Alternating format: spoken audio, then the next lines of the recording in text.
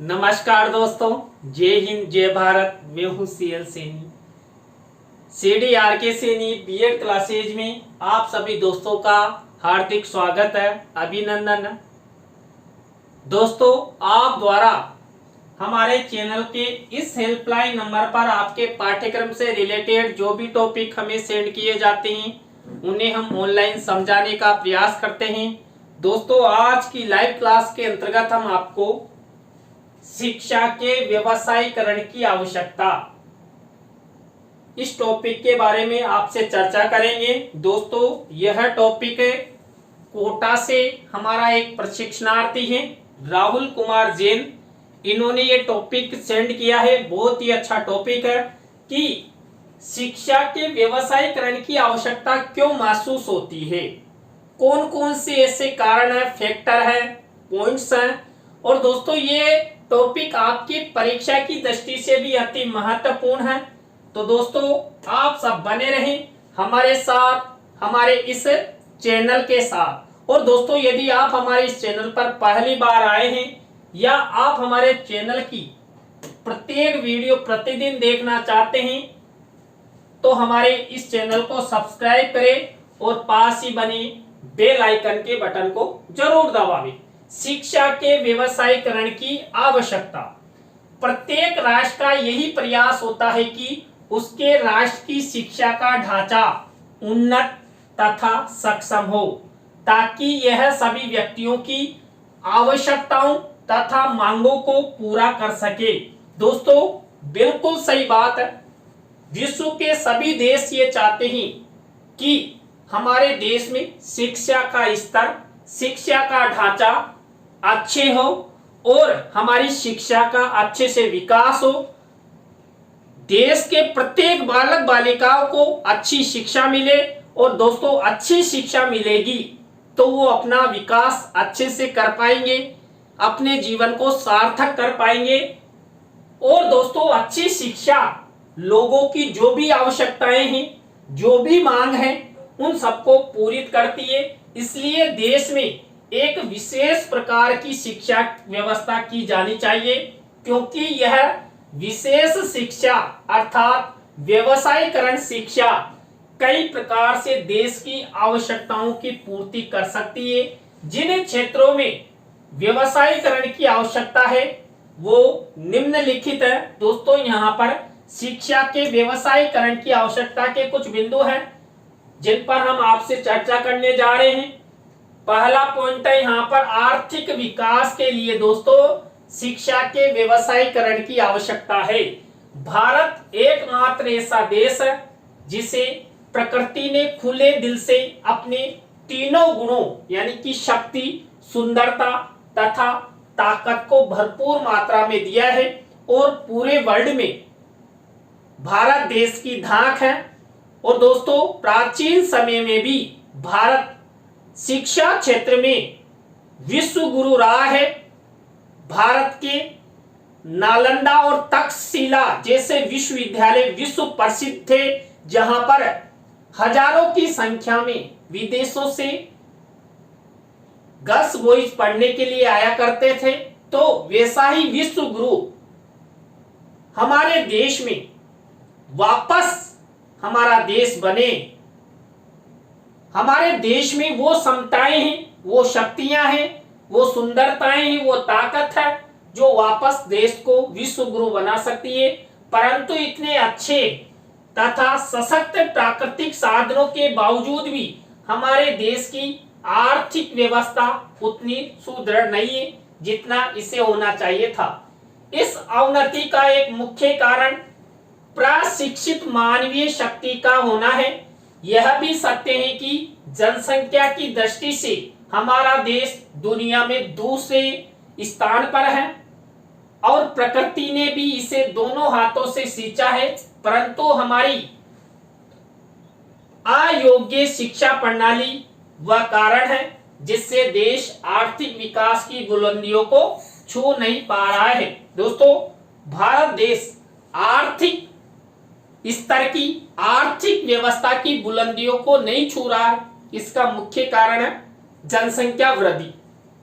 देश में जितने संसाधन है वो सीमित मात्रा में होते हैं, उनका दोहन, उनका प्रयोग अधिक मात्रा में होता है। जितनी जनसंख्या अधिक होगी उतने ही आवश्यक संसाधनों की मांग बढ़ेगी, और मांग बढ़ेगी तो वहां पर उन कार्यों का, उन संसाधनों का दोहन नहीं हो पाता है। तो यहां भारत में भी यही मुख्य कारण है जनसंख्या वृद्धि का होना। पूरे वर्ल्ड में हमारा देश जनसंख्या की दृष्टि से सेकंड स्थान पर है। लोग रात दिन लगे रहते हैं, उन्हें यह मतलब ही नहीं है कि हम हमारी इस पीढ़ी को क्या खिलाएंगे, क्या पिलाएंगे, कैसे इनको आगे बढ़ाएंगे, कैसे शिक्षा देनी है, उनको कुछ मतलब नहीं है। उनको तो बस शादी करो और बच्चे पैदा करो और अपने हाल पर छोड़ देना।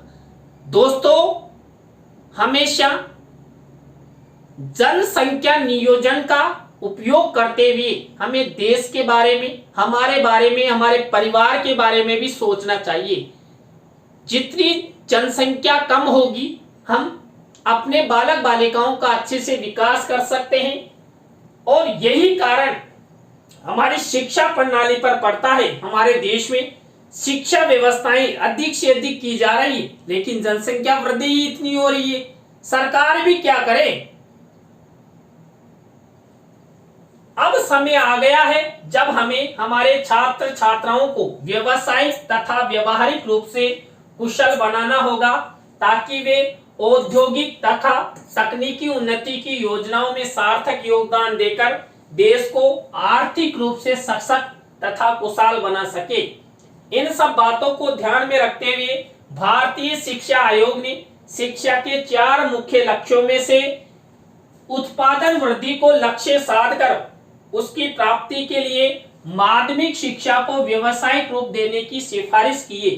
दोस्तों, शिक्षा के साथ साथ यदि बालकों को व्यवसाय सिखाया जाएगा तो अपने आप ही देश में आर्थिक वृद्धि होगी।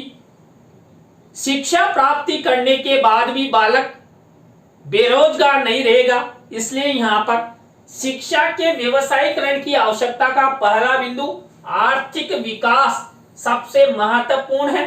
दोस्तों, आर्थिक विकास मजबूत होगा तो शिक्षा भी अच्छी होगी, शिक्षा की व्यवस्थाएं भी अच्छी होगी और पीढ़ी दर पीढ़ी शिक्षा आगे बढ़ती रहेगी। इसी तरह दोस्तों, दूसरा बिंदु है बेरोजगारी की समस्या को हल करने के लिए शिक्षा के व्यवसायीकरण की आवश्यकता है। भारत में बेरोजगारी की समस्या दिन प्रतिदिन बढ़ती जा रही है। ऐसे में व्यावसायिक शिक्षा बेरोजगारी की समस्या को दूर करने में सक्षम है। अतः शिक्षा में व्यवसायीकरण से शिक्षित लोगों में बेरोजगारी की समस्या को दूर किया जा सकता है। निसंदेह व्यवसायीकरण विद्यार्थियों को किसी एक व्यवसाय में निपुण बनाती है। महात्मा गांधी जी के अनुसार शिक्षा बेरोजगारी के विरुद्ध एक प्रकार का बीमा होना चाहिए। दोस्तों, महात्मा गांधी जी ने तो बेसिक शिक्षा के बारे में बताया है कि हमारे देश के बालक बालिकाओं को शिक्षा के साथ साथ हस्त कौशल भी मिले, उन्हें छोटे छोटे उद्योग धंधों के कौशल भी सिखाए जाएं, जिससे कि आगे जाकर वो बेरोजगार नहीं हो। तो दोस्तों, शिक्षा के व्यवसायीकरण की आवश्यकता का दूसरा बिंदु यहाँ पर बेरोजगारी की समस्या को दूर करना। शिक्षा का जितना अधिक हम व्यवसायीकरण करेंगे तो शिक्षित बेरोजगारी कम होगी। और दोस्तों, आप सभी जानते हैं हम डीएड कर लेते हैं, बीएड कर लेते हैं और लाखों की तादाद में बेरोजगारी हमें दिखाई देती है। उस बेरोजगारी को आप और हम सब दूर कर सकते हैं। हमारी इच्छा जागृत होनी चाहिए, हम कार्य करने के प्रति तत्पर होना चाहिए। दोस्तों, कई बार लोगों की सोच, शिक्षित विद्यार्थियों की सोच ये रहती है कि साहब हम तो सरकारी नौकरी ही लगे चाहे कुछ भी हो जाए, तो फिर वो जीवन भर बेरोजगार रहता है। वो नए कौशल विकसित नहीं कर पाता है, जबकि उसने डीएड बीएड में अच्छा प्रशिक्षण लिया है, पढ़ाने का कौशल विकसित किया है। दोस्तों, मेरे द्वारा मेरे गांव के कई विद्यार्थियों को बार बार मैंने कहा यार मेरा ये स्टूडियो है और आप यहाँ पढ़ाने की प्रैक्टिस कीजिए, मैं भी पढ़ाता हूँ, आपको सिखाऊंगा, लेकिन आते तो हैं, एक दिन आएंगे दूसरे दिन गायब। अरे यार कैसे ऑनलाइन पढ़ाएंगे? अरे अपना खुद का कौशल होना चाहिए दोस्तों। यदि हम बालक बालिकाओं को अच्छे से पढ़ाने का कौशल भी हासिल कर लेते हैं तो हम ट्यूशन आदि पढ़ाकर, ऑनलाइन शिक्षा प्रदान कर, कोचिंग संस्थानों में पढ़ाकर भी अच्छे रोजगार पा सकते हैं। लेकिन इच्छा शक्ति कमजोर है तो यहाँ पर शिक्षा का व्यवसायीकरण होना आवश्यक है, तभी जाकर हमारे देश में आर्थिक बेरोजगारी दूर हो सकेगी। इसके बाद दोस्तों थर्ड नंबर का शिक्षा के व्यवसायीकरण की आवश्यकता का बिंदु है विद्यार्थियों की योग्यताओं, रुचियों और गुणों को प्रशस्त करने के लिए आयोग के अनुसार, यानी कि भारतीय शिक्षा आयोग के अनुसार, माध्यमिक शिक्षा का व्यवसायीकरण करने से विद्यार्थी अपनी अपनी विशेष पसंद तथा रुचियों के अनुरूप प्रशिक्षण ले सकते हैं। यह उनके लिए रोजगार के अवसर मुहैया कराने के साथ साथ उन छुपी हुई क्षमताओं को भी विकसित करेगा। दोस्तों जिस बालक की जिस क्षेत्र में रुचि है उसी क्षेत्र में उसको भेज देना चाहिए। यदि उसकी इच्छा के विरुद्ध उसे प्रतिकूल क्षेत्र में भेजा जाएगा तो 101% वो बेरोजगार रहेगा। मान लीजिए दोस्तों कोई बालक है, शिक्षा ग्रहण नहीं करना चाहता, वो अच्छा चित्रकार बनना चाहता है तो उसको चित्रकारी क्षेत्र में भेजिए। दोस्तों मेरे फैमिली में एक राजेश कुमार सैनी है, कक्षा 10 तक उसने अध्ययन किया, उसके बाद उसका पढ़ने में मन नहीं लगा, उसने पढ़ाई छोड़ दी और वो वन्य जीवों की पेंटिंग बनाता है, बहुत अच्छी शानदार पेंटिंग बनाता है और 12 साल हो गए उसे और उसकी पेंटिंग दोस्तों वर्ल्ड स्तर पर जा चुकी है। बहुत ही अच्छा वन्य जीव चित्रकार है।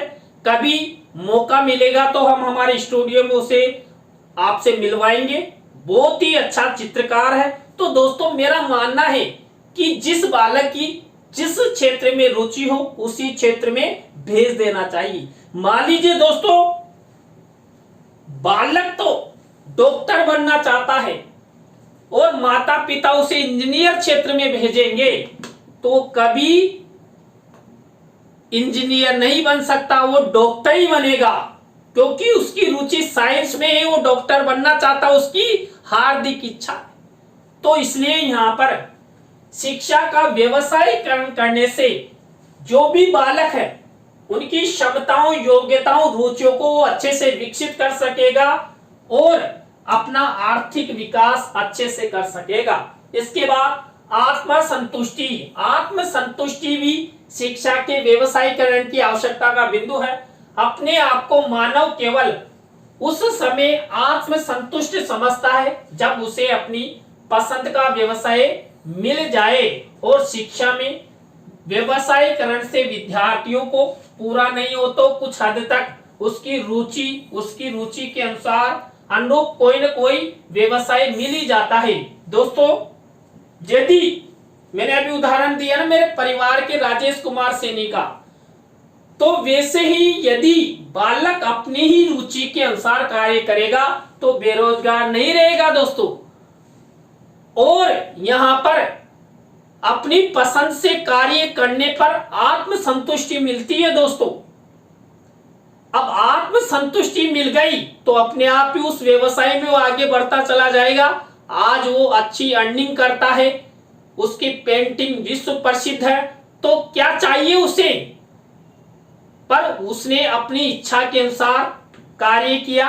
जबकि माता पिता उसे आगे पढ़ाना चाहते थे, लेकिन उसका एक ब्रदर है गवर्नमेंट जॉब में है, टीचर है, उसने कहा कोई दिक्कत नहीं है, वो चित्रकार बनना चाहता है तो चित्रकारी क्षेत्र में जाए क्योंकि रुचि थी और आज इतना फेमस हो चुका है। तो यहाँ पर आत्मसंतुष्टि भी शिक्षा के व्यवसायीकरण की आवश्यकता का बिंदु है। इसके बाद नेक्स्ट बिंदु है नैतिक तथा सांस्कृतिक विकास।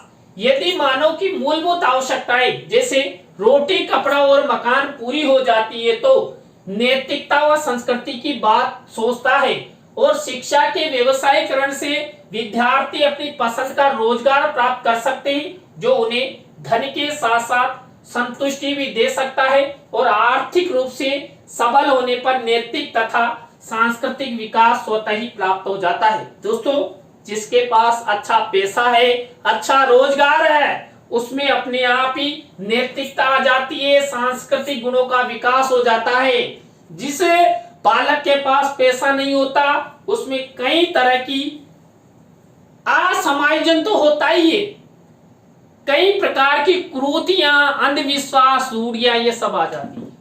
तो दोस्तों, यहाँ पर शिक्षा के व्यवसायीकरण के अंतर्गत हम आर्थिक रूप से मजबूत होंगे तभी जाकर हम आगे बढ़ सकते हैं। तो नैतिक तथा सांस्कृतिक विकास के लिए भी शिक्षा के व्यवसायीकरण की आवश्यकता है।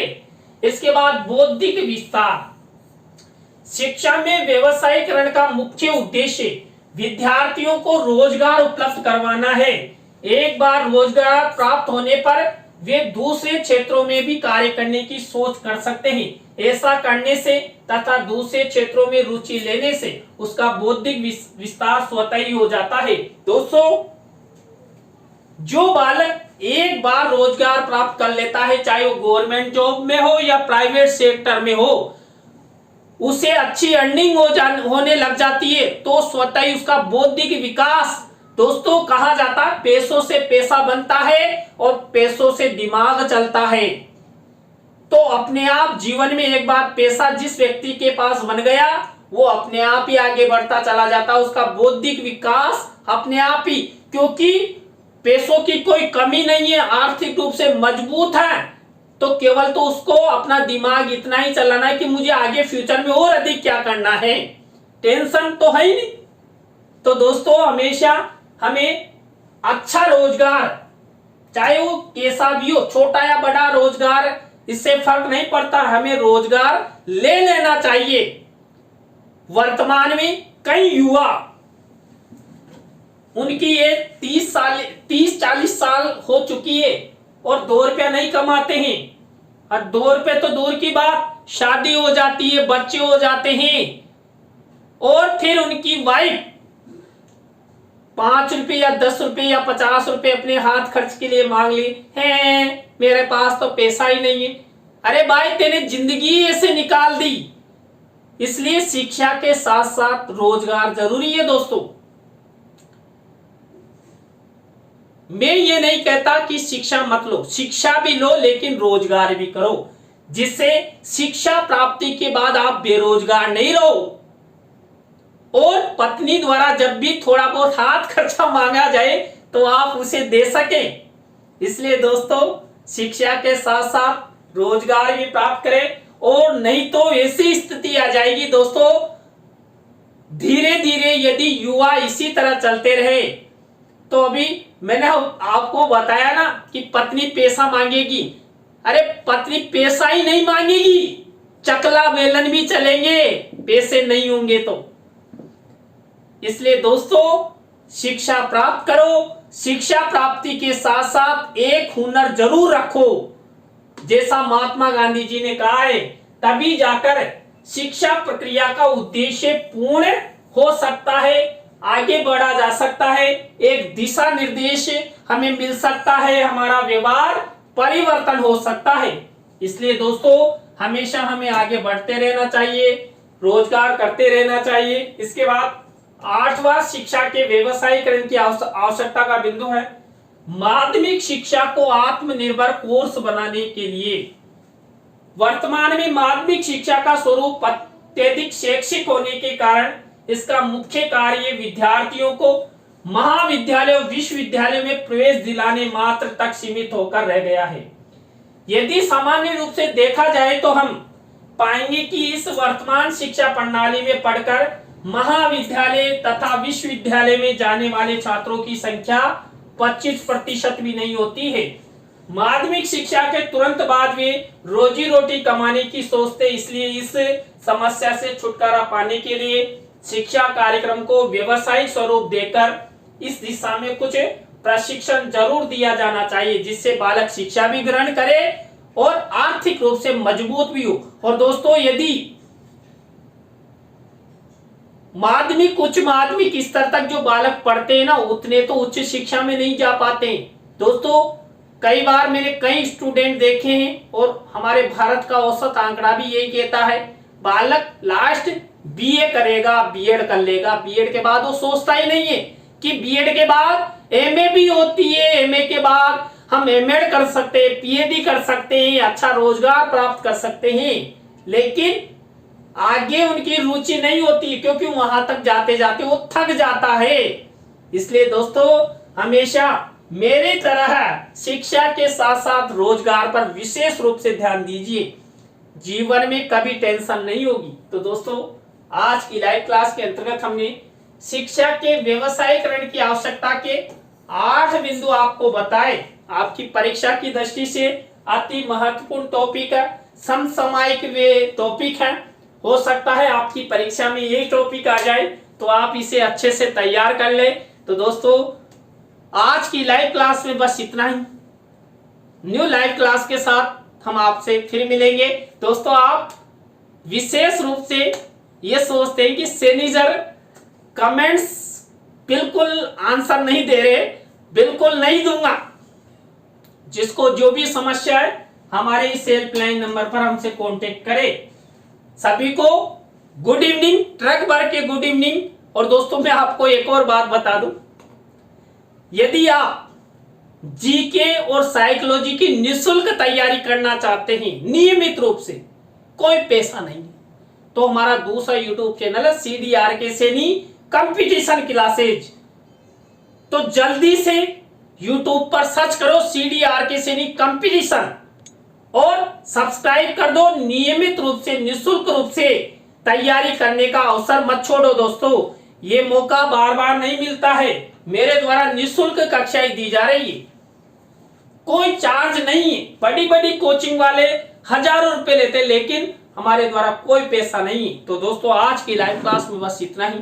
न्यू लाइव क्लास में हम आपसे फिर मिलने जा रहे हैं कल इसी समय। जय हिंद, जय भारत, राम राम सा।